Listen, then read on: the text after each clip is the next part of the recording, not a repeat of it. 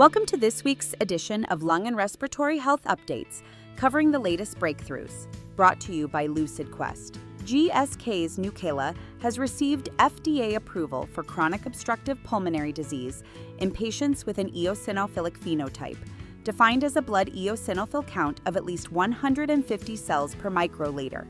The approval is based on positive Phase 3 results from the MATINEE and METREX trials. Nucala now stands as the only biologic approved for this broad COPD subgroup. It has shown significant reduction in exacerbations, including those leading to emergency visits or hospitalization. Liquidia has gained FDA approval for YUTREPIA inhalation powder, intended to improve exercise capacity in patients with pulmonary arterial hypertension and pulmonary hypertension associated with interstitial lung disease. YUTREPIA is administered via a low-effort, palm-sized dry powder inhaler. Approval is supported by the Phase 3 INSPIRE study, which confirmed the drug's safety and tolerability. However, pending legal decisions may influence commercial rollout. Health Canada is currently reviewing GSK's Depemokimab for the treatment of asthma with type 2 inflammation and chronic rhinosinusitis with nasal polyps.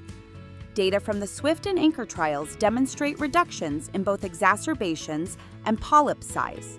If approved, Depemokimab would be the first ultra-long-acting biologic with a 6-month dosing interval.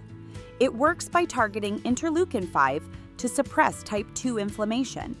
ISAB has expanded its U.S. footprint through a new partnership with BioLum. The collaboration enhances American access to ISAB's Precise Inhale and Dissolve It technologies. This move aligns with the FDA's increasing preference for in vitro testing over animal models, supporting regulatory-compliant respiratory research. BioLum contributes a robust U.S. network and expertise in oxidative stress diagnostics, strengthening ISAB's domestic presence. Teva Pharmaceuticals and Biologic Design are advancing BD9, a dual-target asthma drug. IND-enabling studies are underway. BD9 simultaneously targets IL-13 and thymic stromal lymphopoietin, or TSLP, two key drivers in type 2 inflammation. Built using Biologic's AI-powered multibody platform, BD9 aims to improve outcomes in asthma and atopic dermatitis. The development is part of Teva's pivot to growth strategy, focusing on innovative biologics.